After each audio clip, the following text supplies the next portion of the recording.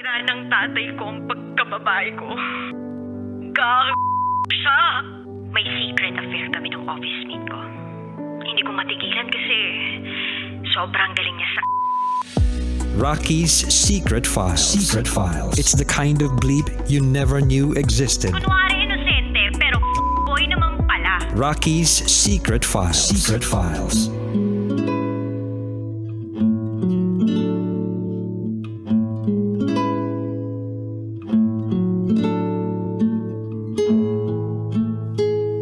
And we're back. Kasama niyo pa rin si DJ Raqi and this is Malu's Secret File. Si Malu na hindi na makakasama ang kanyang tatay ngayong Pasko sa unang pagkakataon. Oo, merong grasyang dumating at yun ang kanilang anak. Unang apo sana na babae ng kanyang ama. Pero may disgrasya ring dumating at yun nga ang pagkawala ng kanyang tatay. Pakinggan na po natin yung mga kabisyo nating nag-share ng kanilang mga thoughts, comments, suggestions, and violent reactions. Ito po ang sabi ng ating kabisyo na si Igop Moto Vlog. Masyado talagang delikado ang pagkakaroon ng sakit na diabetes.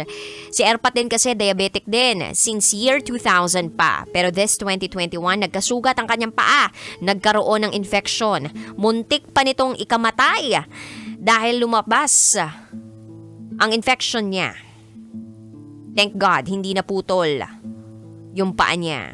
Buhay pa rin hanggang ngayon. Makakasama pa rin ngayong Pasko. Yun lamang po DJ Raqi and shoutout po sa RS Car Wash, Kabisig Floodway. Maraming salamat po.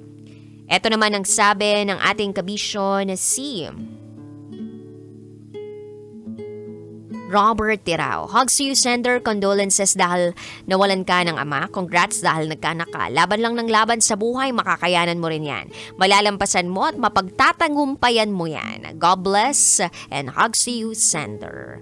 Hi din po kay Darwin Russell at ang sabi niya, rare kasi ang blood type na AB kung hahanapin. By the way, condolences. Same din yung feeling tulad ng sayo, yung experience mo na wala ang padre de pamilya sa Pasko. Ito pa sabi ni Gab Villeta, nakakalungkot na nawalan ka ng ama pero kailangan tanggapin na yun ang itinadhana ng may kapal. Nangihinayang din ako, pares din tayo dahil hindi ko naabutan ang tatay ko. Pero you are blessed dahil naranasan mong mahalin ka ng iyong tatay. God bless DJ Raqi. Ito pa sabi ni Charles Sancho, tama si Doc Willie Ong, ang daming pagkukulang ng Pilipinas pagdating sa medical system. Nakakalungkot lang kasi parang hindi pinanagutan ng gobyerno ang proper medical system dito sa Pilipinas kaya maraming binabawian ng buhay dahil sa kakulangan. Yung iba naman kagaya ng case sa tita ko, namatay siya dahil critical na yung kalagayan niya pero hindi pina-prioritize ng hospital. Though sa secret file ngayon, wala naman ako nakikitang anumang cruelty galing sa doktor. Kaya lang, kahit humingi ng tulong sa mga kaanak ni sender, walang naitulong sa kanya.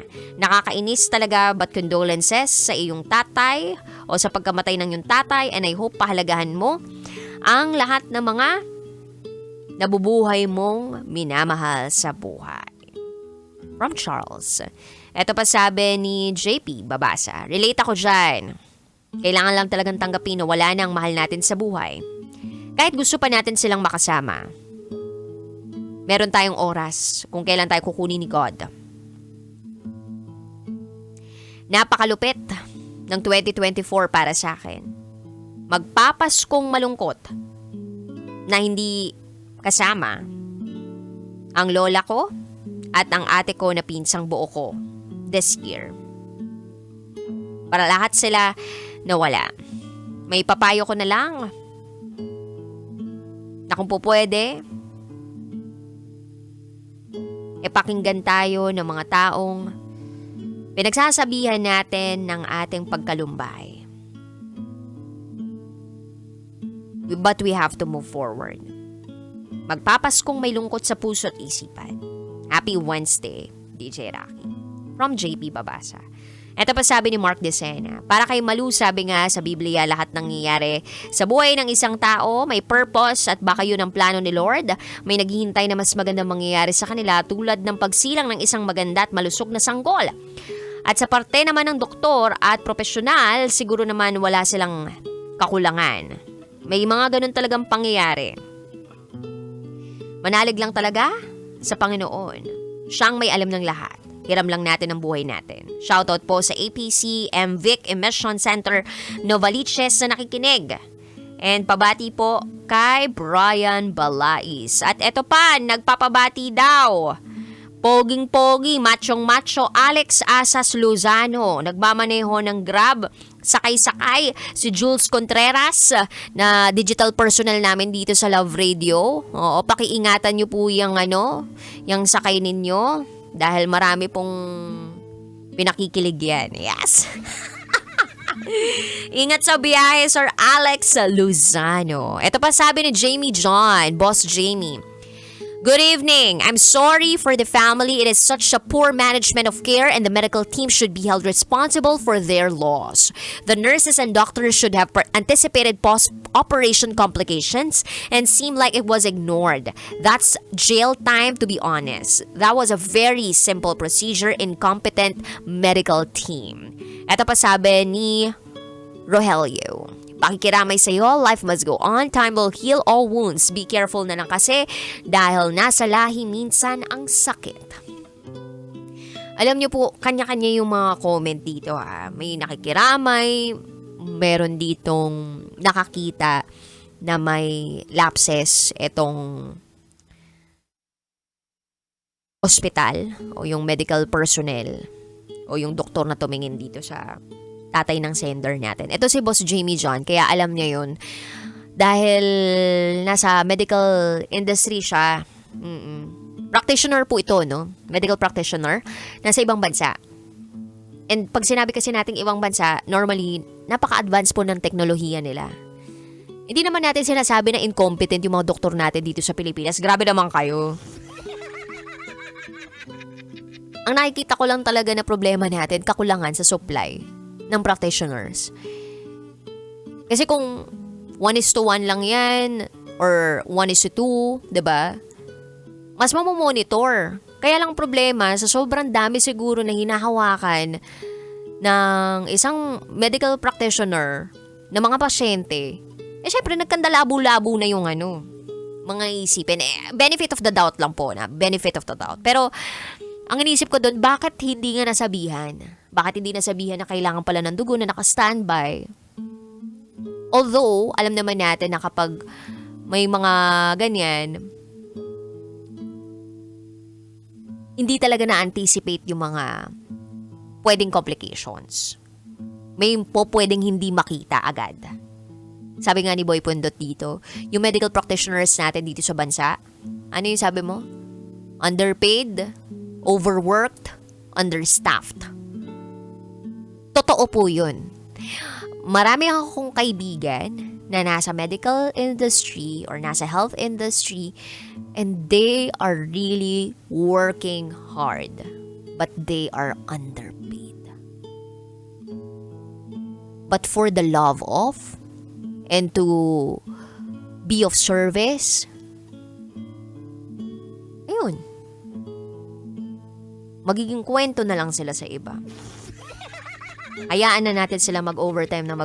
Sasabihin na lang natin sa mga taong na naiwan dito na, ay, ang bait-bait yan, napakasipag magtrabaho. Oy, charot lang with darot Charot lang with darot. Ang daming factors eh.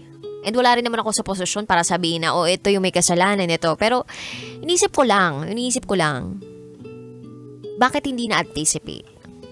Bakit hindi nasabihan?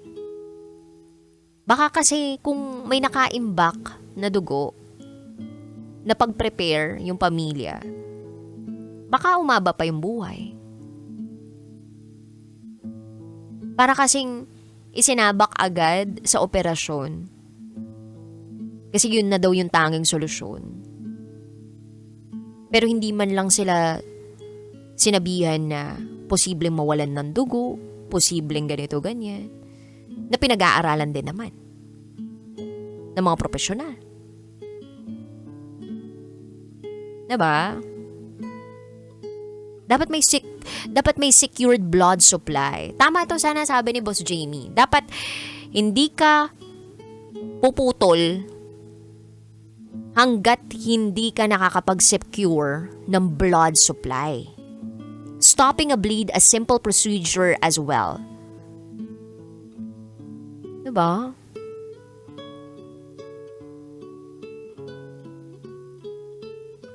Wala lang, mapapaisip ka talaga. Ayokong mag-isip ng masama, pero naisip ko tuloy yung iba, hindi, operahan na po natin. Kasi yung surgery, may katumbas na fee yun di ba? Sabi nila, sa ospital, hindi naman lahat yan. Puro charity lang Yung iba ginagawang negosyo yan. Lalo na yung mga nasa health industry, sabi nila, hindi ako sure. Pero naniniwala ako na marami pa rin dyan na may malasakit, may pagmamahal, may pag-aalaga talaga, may pag-aaruga sa kapwa Pilipino. Kaya shame on you kung business is business lang pagdating sa healthcare. Anyway, mabalik tayo sa SF sender natin. I'm so sorry for your loss. I'm so sorry for your loss. Alam kong wala akong masasabi na kahit ano na posibleng makapagpagaan ng nararamdaman mo.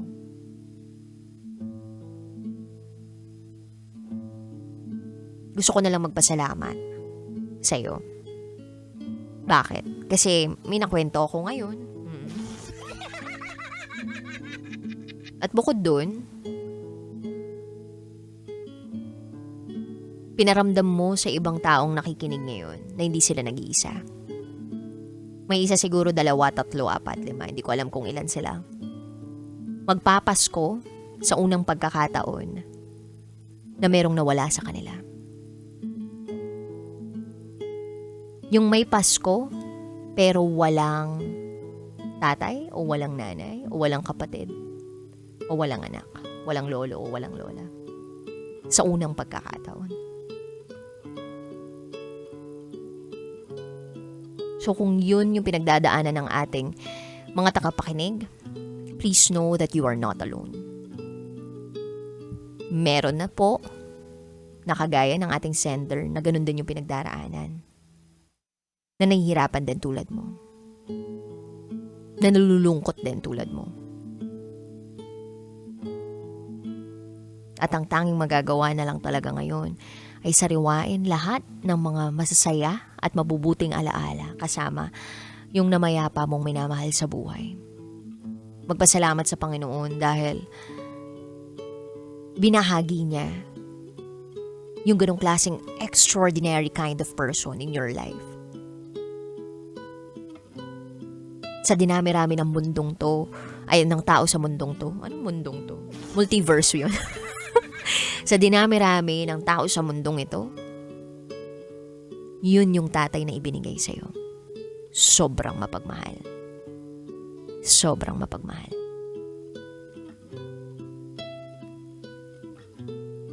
Embrace the pain. Embrace the loneliness. But still be grateful. Continue to love. Continue to hope. And continue to share the blessings. Sa mga kabisyo po natin out there na gusto mag-share ng kanilang secrets, share to me, raqitera@gmail.com. I gotta say, BRB as in bathroom break. Kasama nyo pa rin si DJ Raqi Tera, ang inyong Basa Princess. Susunod na ang programang Top Secrets. Dito lang yan sa 90.7 Love Radio. Kailangan pa bang i-memorize yan? Basic. This is Malu's Secret File. Ramdam na ang Pasko sa Love Radio. Basic!